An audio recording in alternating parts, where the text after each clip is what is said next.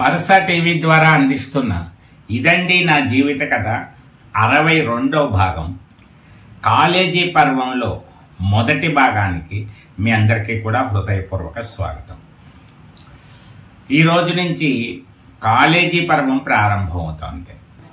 ఈ వేసవి కాలంలో ఒక ముఖ్యమైనటువంటిది ఏంటంటే కా భాష. సరదాగా కా భాష మాట్లాడేవారు అప్పుడు అందరూ కూడా. కా భాష అంటే ఏమీ లేదు, మనం మాట్లాడాలనుకునే ప్రతి భాషకి ముందు ఒక కా అక్షరం చేర్చి మాట్లాడాలి. నా పేరు రాధాకృష్ణ అనుకోండి, కర, కథ, కక్రు, కృష్ణ అనాలంతే. అంటే ప్రతి పదానికి కా పెట్టి మాట్లాడాలి. ఇది కొంచెం మొదట్లో కష్టంగా ఉన్నట్టు ఉండేది, తర్వాత అలవాటైపోయింది. అలా అలవాటైపోయి కొంతమంది కా భాషలోనే మాట్లాడేవారు. కయ్యే కమ్మి కచే కస్తు కన్నా కవ్వు, ఏమి చేస్తున్నావు అనాలంటే ఈ విధంగా కయ్యే కమ్మి కచే కస్తు కన్నా కవ్వు, కసి కని కమాకకి కవా కస్తా కవా, సినిమాకి వస్తావా అండ్ ఇది సరదాగా ఉండేది. ఆ రోజుల్లో కుర్రాళ్ళందరూ కా భాష మాట్లాడారు. ఇంకా కొంచెం ముందుకెళ్ళి గా భాష అని చెప్పేసి గా అక్షరం చేర్చి కూడా మాట్లాడేవారు. సరదాగా కాసేపు కా భాషలో మాట్లాడుకుంటూ ఉన్నటువంటి రోజులు కూడా గుర్తుకొచ్చి మీకు ఆ విషయాన్ని ఇప్పుడు చెప్పడం జరిగింది. ఎక్కడ చేరాలి అని అనుకునే ప్రతిపాదనలో కోరుకొండ ఒక అంశం, కోరుకొండలో చదవాలి అనేటువంటి ఒక అంశం తెర మీదకి వచ్చింది. ఎక్కడికైనా వెళ్ళి చదివితే బాగుంటుంది అనేటువంటి ఒక భావన. కొవ్వూరు వెళ్ళి చదివి రావాలి, రోజు కొవ్వూరు వెళ్ళి రావాలి. అలా రాలేడు, అలసిపోతాడు అనేటువంటి ఒక ఆలోచన చేశారు. లేదా పోలవరం వెళ్ళాలి, పోలవరం కంటే కొవ్వూరే బెస్ట్, కానీ రోజు వెళ్ళి రాలేడు. అలానే అక్కడ ఉంటాడా అంటే ఉండేంత పరిపక్వత లేనటువంటి భావన ఒకటి ఉంది. ఉండడం ఎలా ఉంటారంటే చిన్నపిల్లలు కదా అని చెప్పేసి అదొక భావన. కాబట్టి కోరుకొండ పెడితే చాలా బాగుంటుంది అనుకున్నాను. నిజంగా అలా కోరుకొండ కనుక పెట్టి ఉంటే ఇంకొకలా ఉండేదేమో జీవితం. ఒక్కోసారి మనిషికి ఒక్కో నిర్ణయం జీవితంలో మలుపులు తిప్పుతూ ఉంటుంది. రకరకాల మలుపులు తిరగడానికి, ఊహించిన మలుపు తిరగడానికి మనం తీసుకున్న కొన్ని నిర్ణయాలు కారణం అవుతూ ఉంటాయి. సరే కోరుకొండ, ఎందుకంటే కోరుకొండ అని ఎందుకు అంటున్నామంటే అక్కడ మా పెద్దక్కయ్య గారు ఉన్నారు, అది మా మేనత్త గారి ఇల్లు. అందువల్ల వాళ్ళ ఇంట్లో ఉండడానికి ఇబ్బంది ఏమి లేదు. సాధారణంగానే ఆహ్వానిస్తారు, చూస్తారు, కాబట్టి బాగానే ఉంటుంది అనేటువంటి ఒక ఆలోచన చేశారు. ఇంకా ఏమీ నిర్ణయం అయితే అవ్వలేదు. ఈ లోపల ఫలితాలు వచ్చాయి. 10వ తరగతి ఫలితాలు వచ్చేసాయి. తరగతి పరీక్షలు అంటే ఆ రోజుల్లో అదొక పెద్ద టెన్షన్తో కూడుకున్నటువంటి వాతావరణం. ఎన్నికల్లో గెలిచిన అభ్యర్థి కౌంటింగ్ దగ్గర ఏ విధంగా ఆతృత ఉంటుందో అంతకు మించిన ఆతృత ఇంట్లో వాళ్ళకి, ఆ రాసిన వాడికి కూడా ఉంటుంది. పరీక్ష ఫలితాలు పత్రికల్లో విడుదలయ్యేవి. డివిఎన్ మాస్టర్ పత్రిక ఏజెంట్గా ఉండేవారు. పేపర్ కట్ట ముందు ఆయన దగ్గరకు వస్తుంది, అక్కడి నుంచి సరఫరా అవుతుంది. పిల్లలందరూ అక్కడ చేరి ఉండేవారు. ఆ నెంబర్ ఎలా చూసుకోవాలో కూడా కొంచెం అనుభవజ్ఞులే చూసి చెప్పాలి. ఎవరైనా సరే 10th క్లాస్ చదివినటువంటి వాళ్ళకి అప్పుని చూసుకోలేకపోతారు. సరే ఆ ఫలితాలు వచ్చాయి.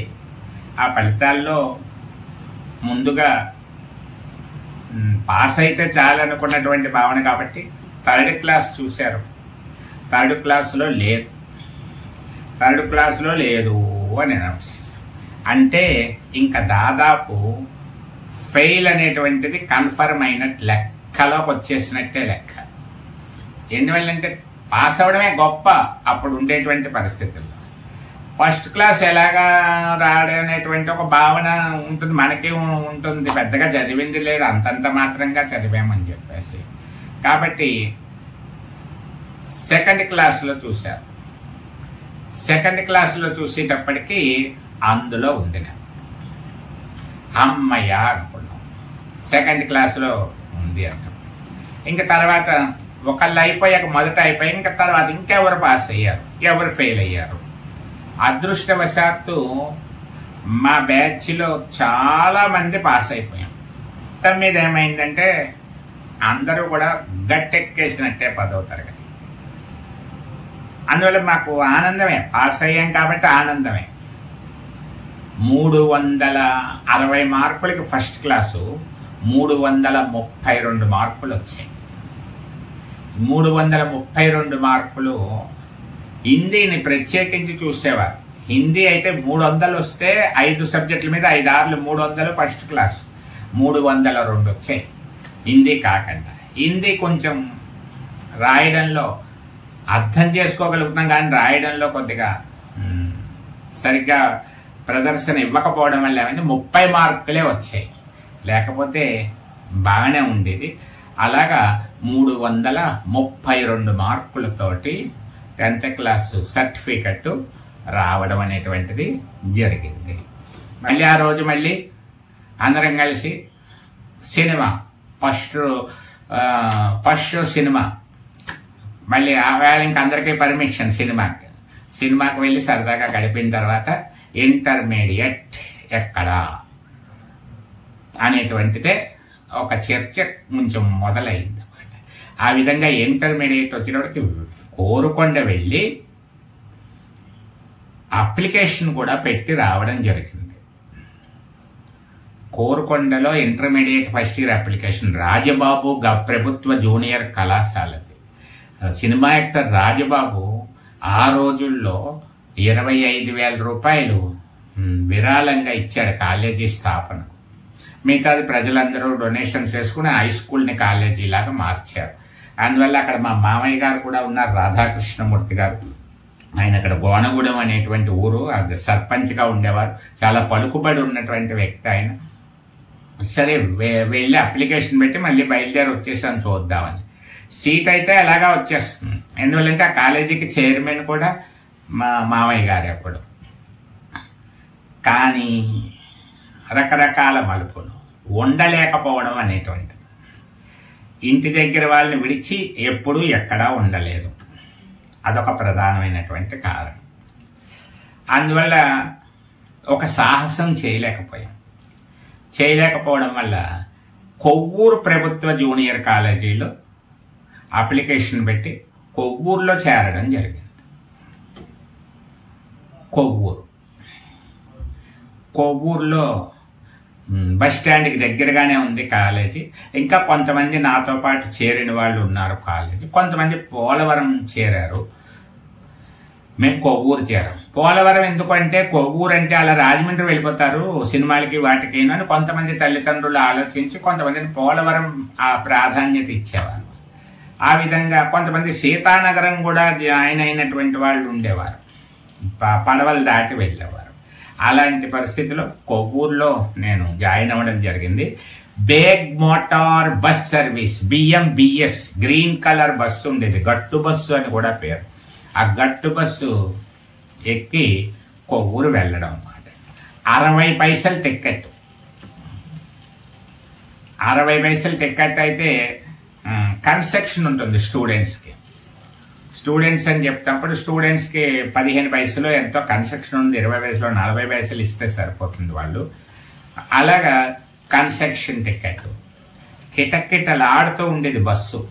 ఆ బస్సు పుష్పక విమానం అని పేరు. ఇప్పుడు చెప్పాలంటే పుష్పక విమానం లాంటిది. ఎందుకంటే ఎంతమంది ఎక్కినా ఒకళ్ళకి ఖాళీ ఉంటుంది. ఆ రోజుల్లో గట్టు మించి ఈ బస్సులే వెళ్ళేవి, మిగతా బస్సులు వెళ్ళేవి కాదు. అందువల్ల బల్లిపాడు, చీడిపి, కుమార్దేవ, ఆరికరేవల గ్రామస్తులకి ఈ బస్సు చాలా ఆధారం. బస్సు ఒకసారి వెళ్ళడం మళ్ళీ ఒక గంటలో తిరిగి రావడం, అలా రోజుకి 4 ట్రిప్పులు వేసేది ఆ బస్సు. ఇందులో పొద్దుట 8 గంటలకి 6 గంటలకు ఒక ట్రిప్ వెళ్ళిపోయి మళ్ళీ వచ్చేసి మళ్ళీ వేసేటప్పుడు 8, 10, 8, 5 ఆ టైం కల్లా తాళపూడిలో ఉండేది. ఆ బస్సు ఎక్కి వాళ్ళం 8 గంటలకి. ఎక్కితే 9:15 కొవ్వూరు చేరేది. ఆ కొవ్వూరు జూనియర్ కాలేజీలోకి వెళ్ళడం అనేటువంటిది జరగడానికి ఉండేది. చాలా ప్రయాణం పెద్ద ఇబ్బంది ఏం కాదు. కుర్రాళ్ళమే కాబట్టి సీట్ అది దొరకకపోయినా రష్ ఉన్నా ఏం పర్వాలేదు. చాలామంది ఆడపిల్లలు కూడా కొంతమంది జాయిన్ అయ్యారు. మరి తప్పదు కదా, ఇంటర్మీడియట్ చదువు మీద ఇంట్రెస్ట్ ఉన్నటువంటి వాళ్ళు జాగ్రత్త తప్పదు. కొంతమంది ఇంకా అక్కడితో చాలు, మేము 10వ తరగతి ఇంకా చదివించము, ఇంకా ఆడపిల్లల్ని అంతంత దూరాలు మేము పంపించమని ఆగిపోయినటువంటి వాళ్ళు కూడా ఉన్నారు. చదివింది చాలే అనేటువంటి పరిస్థితుల్లో ఇలాగ కొవ్వూరులో మొట్టమొదటిసారిగా ఊరును విడిచి కొవ్వూరులో ప్రవేశించడం జరిగింది. ఆ రోజుల్లో ఇలా చైతన్య కాలేజీ, నారాయణ కాలేజీ ఇలాంటి కార్పొరేట్ కాలేజీలు లేవు. ఉంటే ఎక్కడైనా ఒకటి గుంటూరులో రవి కాలేజీ అని ఒకటి ఉండేది అంతే. అందులో అందరూ గవర్నమెంట్ కాలేజీల్లోనే చదివారు. అందువల్ల ఒక సిఈసి గ్రూప్కి 110 మంది ఉంది. కామేశ్వరరావు గారని ఇంగ్లీష్ చెప్పేవారు, అదో రకంగా చెప్పేవాడు ఆయన. మొత్తం మీద కొవ్వూరులు రోజు వెళ్ళడం రావు, భోజనానికి ఇబ్బంది. ఎందువల్ల ఇక్కడ ప్రతిరోజు ఇంటి దగ్గర భోజనం చేయడం అలవాటు, క్యారేజీలు అవి పట్టుకెళ్ళడం అలవాటు లేదు. అదొక సిగ్గు నామోషిగా ఏదో ఫీలింగ్ క్యారేజీ. కానీ నకనకలాడాలి. పొద్దున్న 8 గంటలకు వెళ్ళిపోయాక మధ్యాహ్నం 12:30కి 1 గంటకి రోజు భోజనం చేయడం అలవాటు. భోజనం పట్టుకెళ్ళకపోతే ఇబ్బంది. ఏమి టిఫిన్లు, ఎన్ని రోజులు చేస్తాను టిఫిన్లు. సరే క్యారేజీ అంటే మళ్ళీ అన్ని విడివిడిగా ఉండాలి, అన్ని ఏదో కొద్దిగా అలా పెడితే కుదరదు. కొద్దిగా పప్పు వేరుగా ఉండాలి, కూర వేరుగా ఉండాలి, పెరుగు ఉండాలి. అంటే మళ్ళీ కొంచెం సైజు పెరిగిపోతుంది క్యారేజ్. ఓ బాక్స్ లాంటిది అయితే కుదిరేది కాదు. అప్పుడు ఒక టెక్నిక్ ఏమిటి అంటే, మొత్తం మీద క్యారేజీ పట్టుకెళ్ళాను కొన్ని రోజులు. ఆ బస్ స్టాండ్ దగ్గరనే ఒక హోటల్ ఉండేది, కరెక్ట్గా ట్యాక్సీ స్టాండ్ అని ఉండేది, దాని వెనకాలే హోటల్ ఉండేది. అప్పుడప్పుడు బయట టిఫిన్ చేయడం అది అలవాటు ఉండడం వల్ల ఏదైనా టిఫిన్ చేస్తూ ఉండేవాళ్ళు. పొద్దున్న ఇక్కడ తయారవ్వకపోయినా అక్కడికి వెళ్ళినప్పుడు దిగాక బస్ దిగా ఓ టిఫిన్ చేసి వెళ్ళడంలో, నేను ఎక్కడికైనా హోటల్స్కి వెళ్ళినప్పుడు సాధారణంగా సప్లయర్లు కొంచెం అనుకూలంగా మారిపోతారు. ఎందువల్లంటే చిన్నప్పటి నుంచి కూడా 8th క్లాస్ దగ్గర నుంచి కూడా టిప్ అనేటువంటిది ఇవ్వడం అలవాటు. అంటే ఒక సరదాగా పలకరిస్తాడు, ఏదో సంతోషం. ఒక ₹10 బిల్లు అయిందనుకోండి, 40 పైసలు బిల్లు అయిందనుకోండి, ₹10 అనుకుని ₹10 తనకి ఇచ్చేసి 10 పైసలు ఉంచుకోండి వాళ్ళు. అప్పట్లో అదే గొప్ప. అందువల్ల ఒకసారి పావలా, అలాగా 30 బిల్లు అయితే ₹1 ఇచ్చేసి వచ్చేసేవాడు. అప్పుడు అతను ప్రత్యేకత చూపెడతాడు. హోటల్స్లో మామూలు చట్నీ బదులు మనం వెళ్ళినప్పుడు గట్టి చట్నీ వేయడం, ఆ పూరిలో కూర అందరికంటే కాస్త ఎక్కువ వేయడం, పూరి కూర ఎక్కువ తింటాం. అలా మినపట్టులో కూర వేయడం, మినపట్టులో కూర వేయడం, మినపట్టు కూడా పూరి కూర వేయడం, ఇలాంటి కొన్ని ప్రత్యేక సౌకర్యాలు మనం అడగకుండానే వచ్చేస్తూ ఉంటాయి. ఏమైనా కాస్త మినపట్టు పెసరట్లు లాంటి చెప్పినప్పుడు కాస్త ఉల్లిపాయది ఎక్కువ వేయించడం, ఇలాగా ఏవో ప్రత్యేకతలు ఉంటాయనుకోండి. అలా సప్లయర్తో పరిచయం అయింది. సప్లయర్తో పరిచయం అయ్యాక అప్పుడు నెమ్మదిగా ఏం చేసామంటే, ఆ హోటల్ ఆయన కూడా పరిచయం అయ్యాడు. జీత్ పెట్టుకుంటానండి ఇక్కడ అని చెప్పేసి బస్సు దిగ్గానే ఏదో విధంగా బస్సు ఎక్కి ఇంకా కాలేజీలో పట్టుకెళ్ళకుండా ఆ క్యారేజీ ఆ హోటల్లో పెట్టేసేవాడు. బెల్ అయ్యాక లంచ్ అవర్లో హోటల్లోకి వచ్చి చక్కగా ఒక అరిటాకు వేసేవాడు. మనం తెచ్చుకున్న క్యారేజీ ఐటమ్స్ అన్ని పెట్టుకొని తింటూ ఉంటే, సప్లయర్ చెప్పాం కదా అనుకూలంగా వడ్డించేవాడు మనవాడైతే అనేటువంటి సామెత కూడా అక్కడ రుజువైనటువంటి సంఘటనలు జీవితంలో కొన్ని అనుభవంలోకి వస్తాయి. అందువల్ల మనతో అనుభవం ఏర్పడింది కాబట్టి కాస్త అక్కడ చేసిన స్పెషల్స్ పప్పు అయినా లేకపోతే సాంబార్ అయినా, ఫ్రై ఉంది వేయమంటారా, ఆలు ఫ్రై వేయమంటారా అని కొద్దిగా ఏదో ఒకటి వేసేవాడు. అలాగ భోజనాలు కూర్చేసి మళ్ళీ క్యారేజ్ ఎక్కడ పెడితే కడిగించేసి కూడా ఉంచేవాడు. లేదా ఒక్కోసారి సంచులు అలా పెట్టేసి ఇంటి దగ్గర కడుక్కునేవారు. ఏదో జరిగేది. మొత్తానికి మళ్ళీ బస్సు ఎక్కేటప్పుడు ఆ సంచి తీసుకొని వచ్చేస్తూ ఉండేవాళ్ళం. ఇలాగా కొన్ని రోజులు జరిగింది. అంతా ప్రశాంతంగానే జరుగుతోంది. అలవాటు పడుతున్నాం కాలేజీ జీవితానికి. కొవ్వూరు గురించి కొద్దిగా అలవాటు అయ్యింది. కాలేజీ లైఫ్కి నెమ్మదిగా అలవాటు పడుతున్నాం. చదువులో ఇంకా పెద్దగా ఏమీ పడలేదు. అలాంటి సమయంలో వేగేశ్వరపురంలోనే కాలేజీ వచ్చేస్తుందిట అనేటువంటి వార్తలు వచ్చాయి. అవి మేము ఉన్నప్పుడే అనుకునేవారు, ఇంటర్మీడియట్ ఇక్కడే వచ్చేస్తుందిట, ఇక్కడే వచ్చేస్తుందిట అని. కానీ అదేమీ ఆచరణలోకి రాలేదు. ఎప్పటి నుంచో అంటాను, మేము 8వ తరగతి చదువుతున్నప్పటి దగ్గర నుంచి అంటున్నారు కాలేజీ పెడతారు.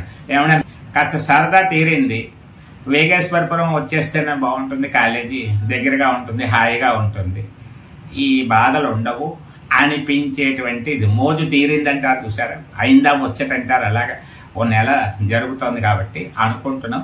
కానీ ఇంకా ఆచరణలోకి అయితే రాలేదు. మరి ఆ తర్వాత ఏం జరిగింది అనేటువంటిది రేపటి భాగంలో చెప్పుకుందాం. మరి హై స్కూల్ పర్వాన్ని, బాల్య పర్వాన్ని చాలా బాగా ఆదరించారు. ఆశించిన దానికంటే, అంటే నేను ఎక్కువ ఆశించడం సహజం, చాలామంది చూస్తారని. హై స్కూల్ పర్వం ముగింపు భాగం కూడా చాలా బాగా ఉపాధ్యాయుల గురించి, బడి గురించి చెప్పాను. 500 మంది ప్రత్యేకించి బడిలో చదివినటువంటి వాళ్ళకి పంపించాం, 550 మందికి పంపించాం లింక్. కానీ వాళ్ళెవరు కూడా పెద్దగా స్పందించలేదు, కొంతమంది మాత్రమే చూశారు. ఒక 115 మంది వరకు చూడడం జరిగింది. మరి అలా ఒక్కోసారి అనుకున్నవన్నీ జరగవు. మనం ఏదో చేసేసామని అందరూ అలా చెయ్యాలి అని అనుకోవడము కరెక్ట్ కాదు కదా. జీవితంలో ఇవన్నీ మామూలే. కానీ ఇది చూస్తున్నటువంటి వారు, తప్పనిసరిగా చూస్తున్న వాళ్ళు కొంతమంది ఉన్నారు. వాళ్ళెవరో మరి వాళ్ళందరికీ కూడా హృదయపూర్వక నమస్సుమాంజలి తెలియజేస్తున్నాను. నాకంటే చిన్నవాళ్ళు అయి ఉండొచ్చు, పెద్దవాళ్ళు అయి ఉండొచ్చు.